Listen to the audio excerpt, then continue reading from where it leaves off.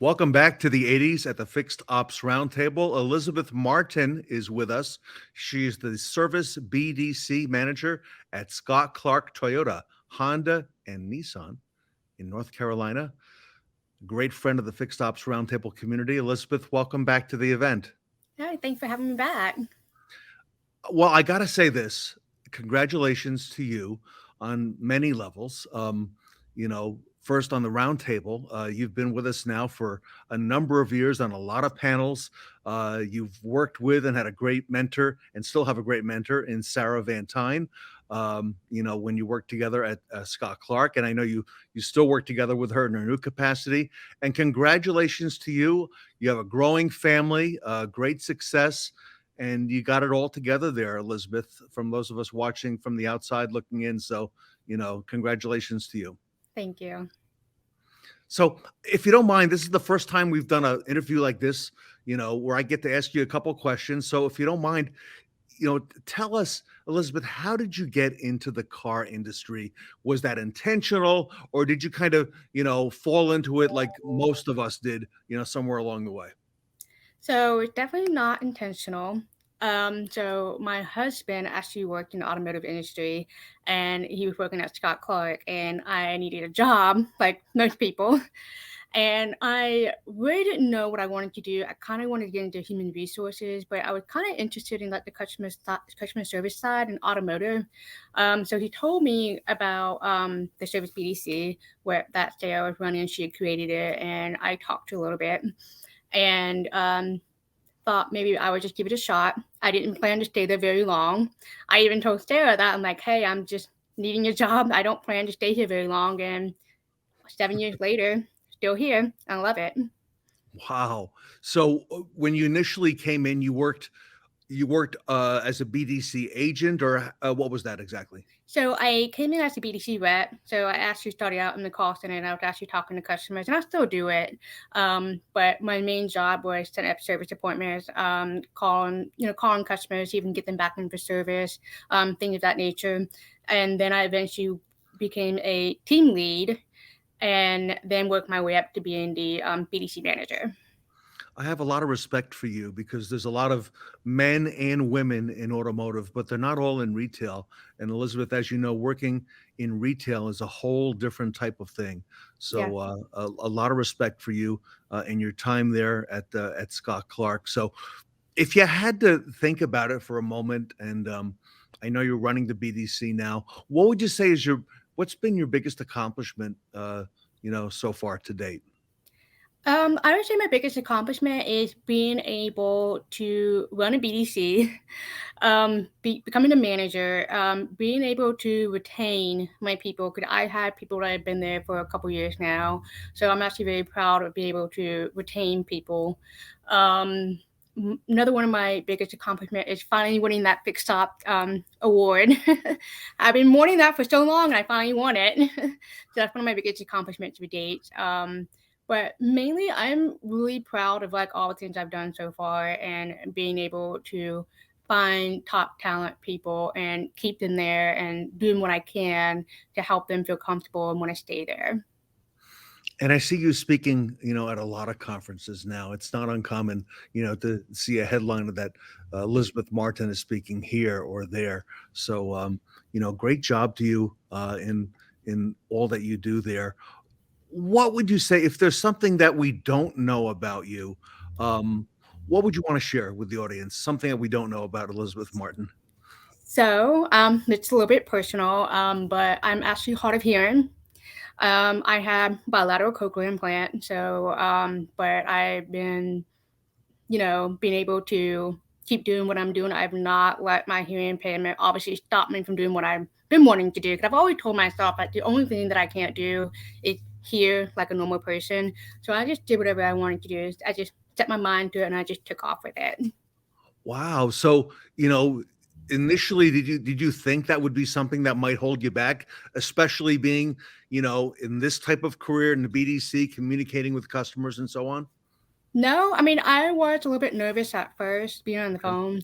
phone, but it did not hold me back. I mean, the fear that I had it was nothing to be afraid of because I actually do pretty well on the phone and communicating with customers. Like I have no problem asking people to repeat themselves, but it's something that I tell people like you can do anything you want to do as long as you set your mind to it. Like don't let anything hold you back, and don't be afraid to ask for help as well.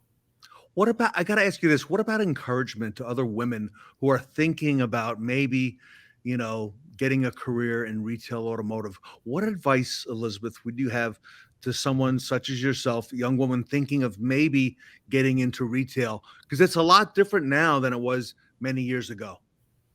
I would say just go for it. I mean, don't be afraid. Just go for it. Like you have nothing to lose. And I'll also say try to find a mentor. Find somebody that can help you and give you guidance along the way. And don't be afraid to ask questions. Don't be afraid to ask for help. It's just there's so many different opportunities in the automotive industry, and we need more women in the automotive industry. And just go for it. Don't like I said, don't be afraid. Who's been your mentor or mentors since you got into the Sarah industry? Van Time. Okay, sure. Yeah. Yeah. I honestly, when I was younger, I did not think women work in automotive 'cause I'd never seen women in automotive. And then when I stepped into it and I saw Sarah, I was blown away. I'm like, wow, I mean, if she can do it, so can I. And I have been so fortunate to have her as a mentor, and she's still my mentor and one of my closest friends as well. And you know what? Both you and Sarah Van Tine, you have a great attitude. You know what? And we all determine our own attitudes, right? In life and in business. And we can't let other people do that for us. I had a parts manager on yesterday, Elizabeth, and she was telling me that when she first started in parts, as a woman, okay, as well, she had some pushback initially from male customers who wanted to make sure that they were talking to somebody who knew about the parts and knew this. And so she said initially she had to win some people over, but now they want to deal only with her. Have you encountered anything like that? I mean, even now in 2023. Um, we still do get some people that do give us some pushback. Mainly customers sometimes because they're not used to having to deal with a female in automotive. But once we show them that we do know what we're talking about and that we do care, they tend to come around. And I think there's a lot to be said for an organization, that has a diverse workforce, women.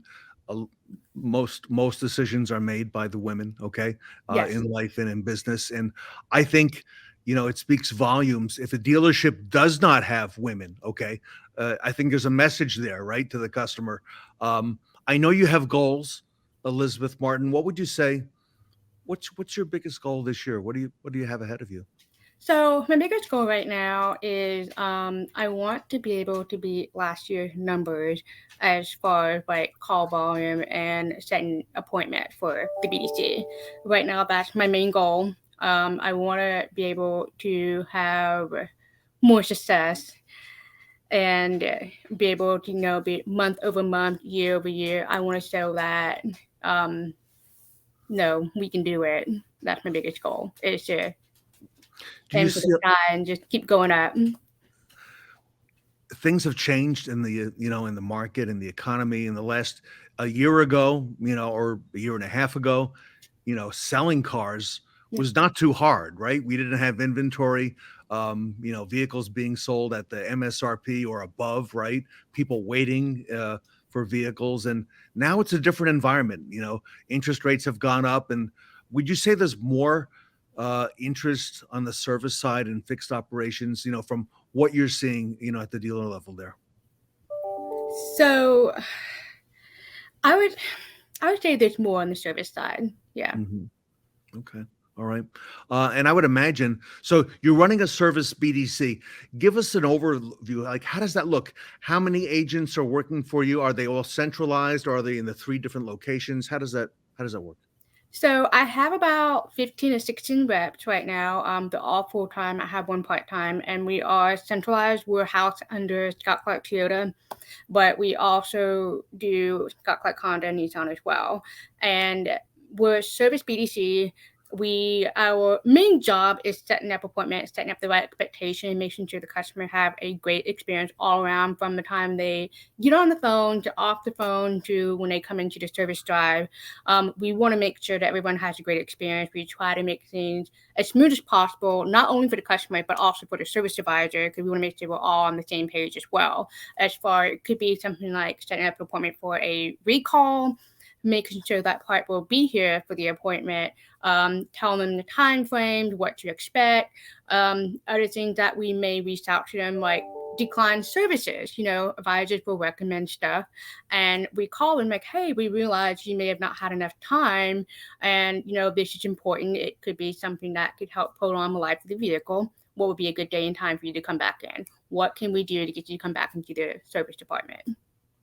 So, Elizabeth, that's a big thing. A lot of dealers would love to have somebody or to have their BDC do these outbound proactive calls. And not every BDC is able to do that or is equipped to do that. But you do that. You actually do that in practice every day. Yeah, you do it for all three stores. Wow. And I mean, does that make a big difference, in at the end of the day and, the bottom line, the dealership and being able to have that, one more person to ask and just as a reminder, to set the stage for the customer? Yeah, it does. It does make a difference. Because you're bringing back people. Customer retention is everything, and we also want to tell them that we do care. We want to make sure the car stays in good condition. And as I mentioned earlier, a lot of time customers turn down the job because it's time. I can't say, as a mom myself, if I'm going in and get my car serviced, I'm recommending something. I may have a short time to get something done before I have to go pick up my kids. So being able to plan my time around whatever my car needs, that is, a big factor. And that's a big factor for a lot of people. And you take a lot of the burden off the service advisors, right? Because in a lot of stores expect the advisor to answer the phone, to be able to make Yes. appointments, do outbound. That's not realistic in a lot of cases, especially a big, busy organization like your Three Rooftops, Elizabeth. Yeah.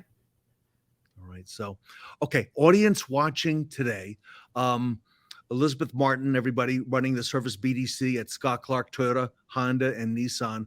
What do you think that dealerships need to focus on to be most successful this year, Elizabeth? I strongly recommend creating a BDC if you don't already have one, Okay. because I think the service BDC can bring a lot. With things, we have noticed that things have really slowed down a little bit. Like, there's not as busy as it used to be, and more people are keeping onto the car a lot longer than normal. So being able to make those outbound calls to customers and try and get them back in, that's where you'll need the BDC to help with customer retention and also bring in new customers as well. So I would strongly recommend creating a BDC and figuring out what target you need to hit. What kind of business you want to bring in? Is it going to be like, auto count? Is it going to be like recalls, decline services? That's going to be something that, dealerships going to need to focus on in customer retention. Elizabeth, what a great honor it's been to see your growth in the industry over the last couple of years and see you get more involved with more intricacies at the dealership and be able to talk about it here at the roundtable. And you've had an opportunity, to speak with a lot of folks in the industry. And now you are one of the visionaries now in BDC. Yeah. So congratulations to you on all that you have happening. Yeah, And you're a mom and you got a lot going on. I do. Yeah, got Well, 3 under 4. oh, well, congratulations to you on your family. Thank you. Um, I know that you're overseeing the BDC at the three stores. You got your family, so thank you today for making the time for the Fixed Ops Roundtable. Yeah. If our audience wants to reach out to you, I see an email scrolling at the bottom of the screen. Is that the best place to do that? Yes, and I'm also on LinkedIn as well. Okay, so fellow women and people in retail automotive, if you want to reach out to Elizabeth and get some guidance and maybe some tips from her, she's very active on LinkedIn and on Facebook as well. So, Yeah. Elizabeth, on behalf of the Fixed Ops community, thank you so much for being with us today. Yeah, thanks for having me on here. Elizabeth Martin, everybody, Best Practice winner at the Fixed Ops Roundtable, and the Service BDC Manager at Scott Clark Toyota, Honda, and Nissan, here today at the Fixed Ops Thank you. Roundtable.